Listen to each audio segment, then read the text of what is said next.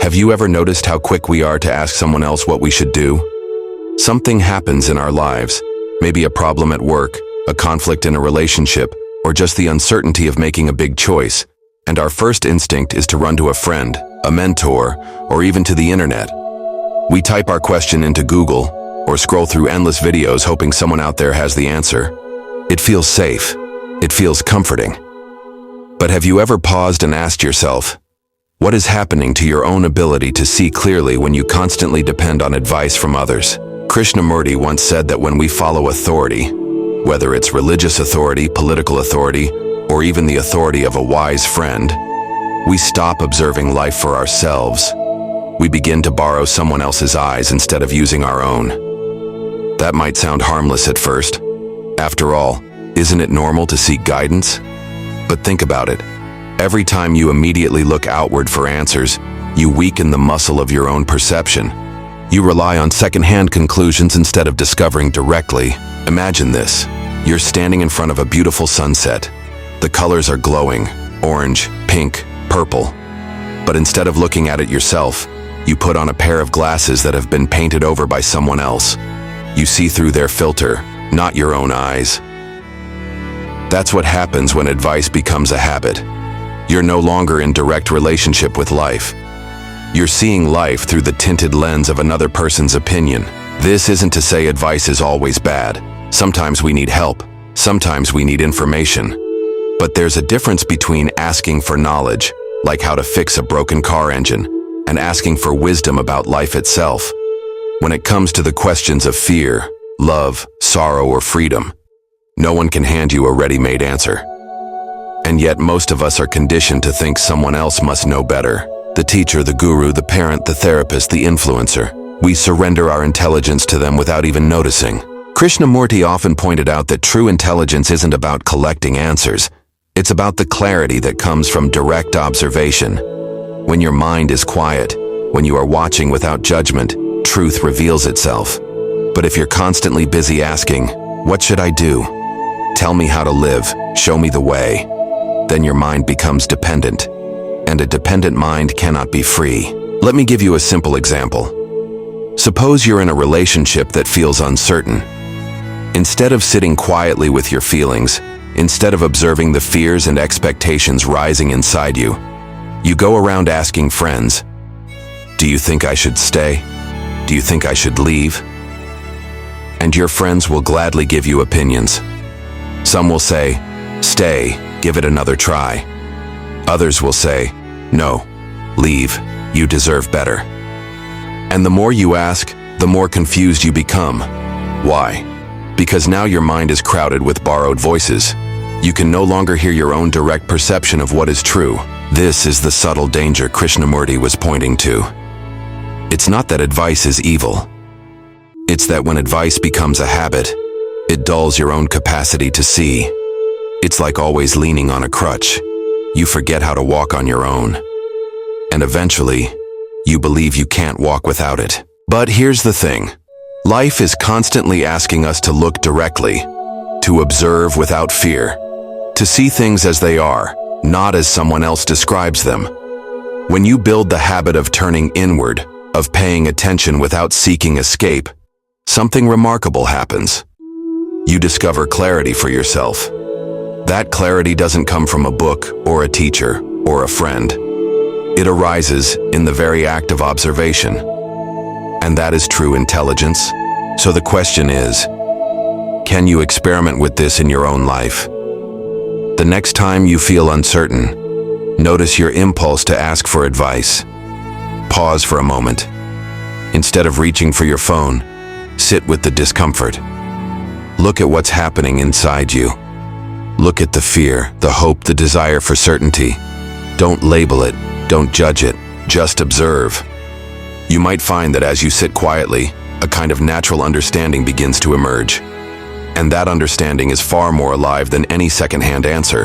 Krishnamurti used to say, truth is a pathless land. That means there is no fixed road, no map, no authority who can take you there. You have to walk it yourself.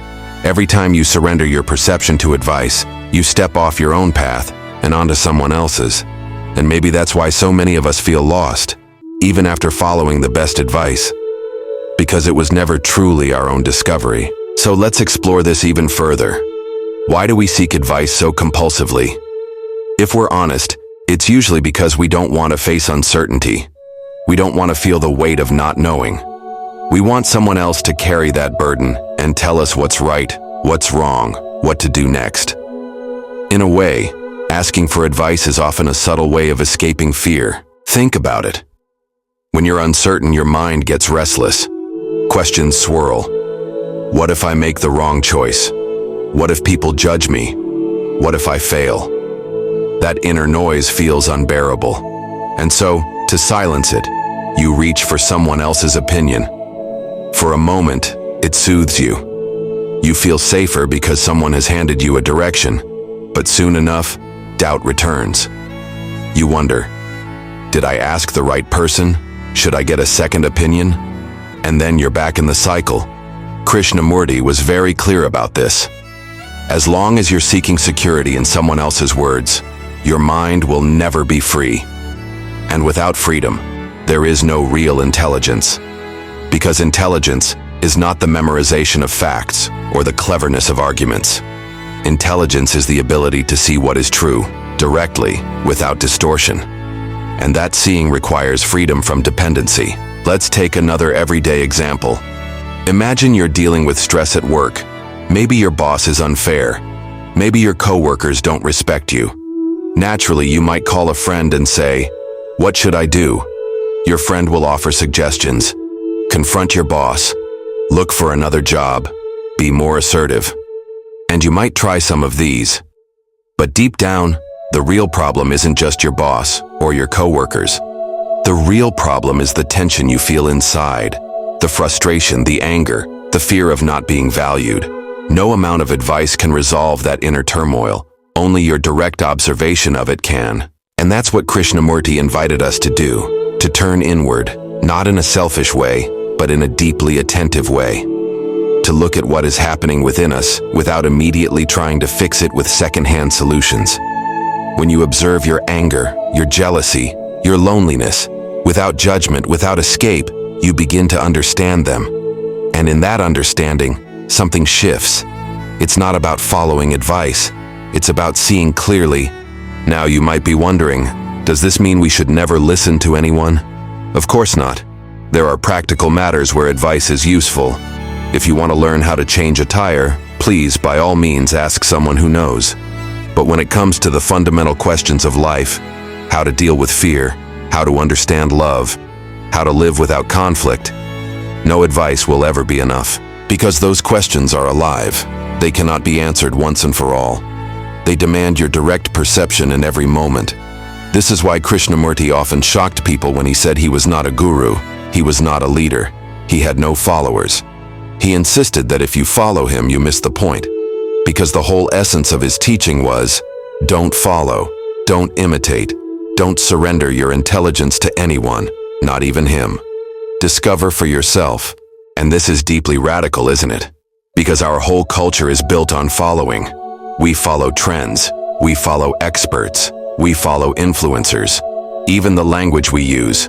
Follow your passion, follow the rules, follow your heart. But Krishnamurti said truth has no path.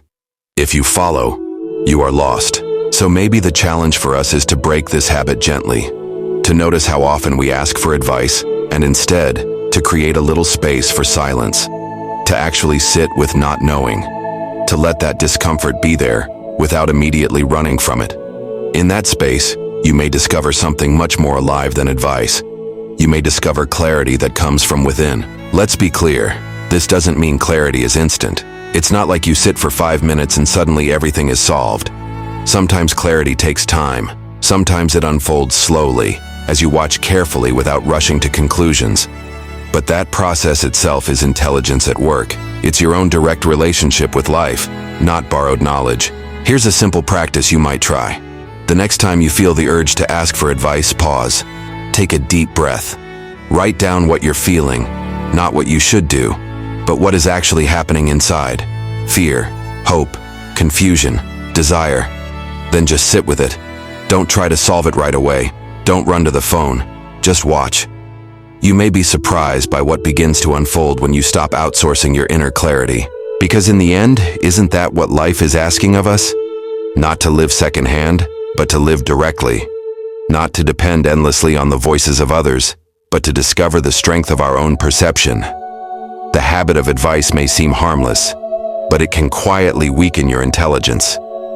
And the only way to reclaim that intelligence is to be still, to observe, and to allow truth to reveal itself, without a middleman. So perhaps the real question we should carry with us is this. The next time I feel uncertain, will I look outward for advice, or will I dare to look inward and see for myself? At the heart of it, life isn't about collecting advice or following someone else's map. It's about discovering directly, for yourself, what is true in each moment. When you stop leaning on second-hand answers, your own intelligence begins to shine, fresh, alive, unborrowed. That clarity can't be given to you and it can't be taken away. So the next time uncertainty arises, resist the urge to escape into advice. Sit quietly, observe, and allow truth to unfold within you.